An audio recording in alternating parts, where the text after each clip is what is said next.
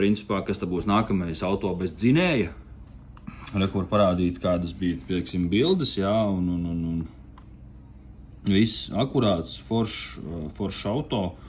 Šeit arī redzam, ka ir, nav nekādu pazīmju. Auto piešķilts, lampiņas nedara. Check engines. Tādam arī viņam bija jābūt šeit. Minēti, teiksim, vizuālie defekti, kas tā arī ir viss kārtībā. Bez vizuālajiem defektiem droši vien, ka mašīna būt nevar. Jo sevišķi no Itālijas, kāds ir, tāds ir. Nevajag dzīvot ilūzijās un domāt, ka tās mašīnas atnāk visas sapulētas, sapucētas. Nē, viņas nāk tieši šādas, un tad mēs viņas pabeidzam jau un sagatavojam pārdošanai šeit uz vietas.